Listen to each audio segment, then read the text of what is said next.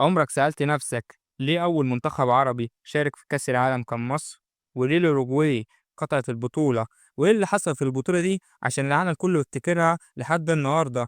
في حلقة النهاردة من سلسلة حواديت المونديال هنرجع ورا 90 سنة لما الكورة كانت أكتر من مجرد لعبة، كانت معركة سياسية، وحكايتنا هتبدأ من روما، بس مش بالصفارة، بالتحية العسكرية. البداية بعد كأس العالم 1930 وبعد النجاح في الأوروجواي، الكل توقع إن النسخة اللي بعدها تروح لبلد من أمريكا الجنوبية، لكن اللي حصل كان مفاجأة. الفيفا اختارت إيطاليا عشان تنظم البطولة، وده عمل أزمة كبيرة، خلى منتخبات أمريكا الجنوبية وعلى رأسهم الأوروجواي قالوا لو البطولة مش عندنا مش هنلعب خالص. وبالنسبة دي كانت أول بطولة تتلعب من غير بطل البطولة السابقة، وده خلى نسخة 1934 أوروبية تقريبا. كان مشارك من أوروبا 12 منتخب، ومن الأمريكتين 3 منتخبات، ومن آسيا وأفريقيا وتركيا منتخب واحد. كان مشارك في البطولة دي منتخبات زي إيطاليا والولايات المتحدة وأسبانيا والبرازيل والمجر والنمسا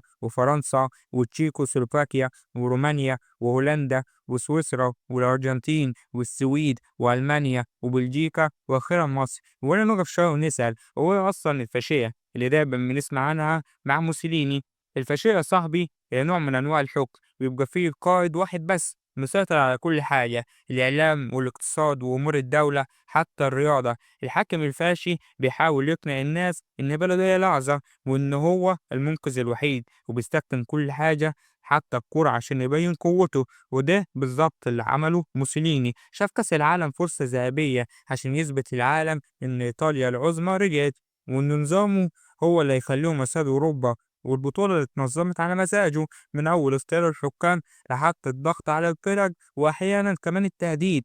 وسط ده كله كان في لحظة تاريخية، مصر دخلت التاريخ كأول منتخب أفريقي وعربي يشارك كأس العالم.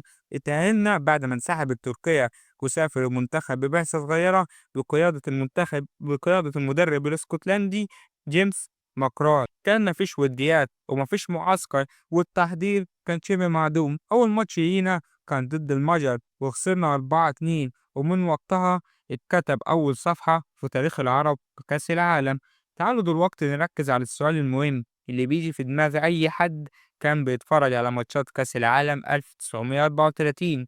البطولة دي كانت مفصلة لمين؟ يعني لما تبص على كل حاجة حوالين البطولة، من التنظيم للحكام والضغط النفسي، هتحس إن كل حاجة ماشية في اتجاه واحد بس: إيطاليا لازم تكسب.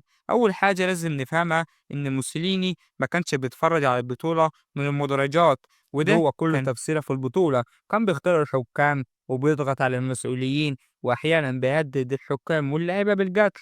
أكتر ماتش كان عليه علامة استفهام كان ماتش إيطاليا ضد أسبانيا في ربع النهائي.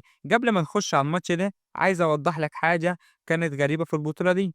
أول حاجة إن البطولة دي ما كانش فيها دور مجموعات، كانت بتلعب بنظام خروج المغلوب. وتاني حاجة وهي إن الماتشات اللي كانت بتخلص تعادل الماتش كان بيتعاد، وده اللي حصل في ماتش إيطاليا وأسبانيا واللي خلص 1-1. ودي ما كانش ماتش، دي كانت حرب. الإيطاليين كانوا نازلين الماتش محميين من الحكم، وده اللي خلى الأسبان يشتكوا إن الحكم كان المفروض يطرد كذا واحد من لاعيبة إيطاليا، وده ما حصلش. المهم ماتش العودة كان تاني يوم من الماتش الأول، ودي كانت بداية الكارثة. الحكم التاني كان بلجيكي اسمه لوي باير، وده كان معروف إنه تبع الاتحاد الإيطالي أكتر من الفيفا. الماتش ده اتقال عليه من الصحافة إنه ما كانش ماتش كورة، ده كان حرب. والحكم لغى هدف صحيح لأسبانيا واحتسب هدف مشكوك فيه لإيطاليا، وعدى الطليان للمربع الذهبي وسط اعتراضات من الأسبان. نص النهائي الطريق كان مفروش لإيطاليا بالتحكيم.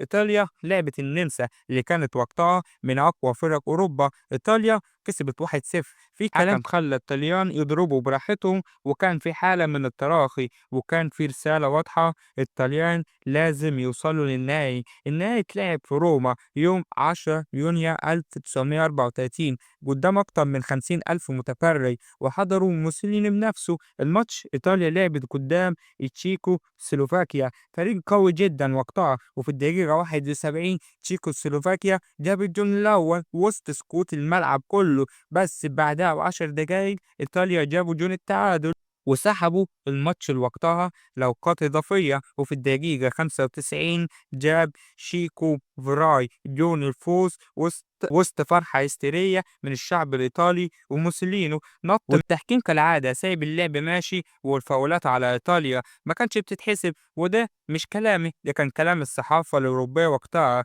وهل كان في تهديدات حصلت فعلا في البطولة؟ في قصة بتقول إن موسوليني بعت رسالة للاعيبة الإيطاليين قبل الماتش: الفوز أو الموت.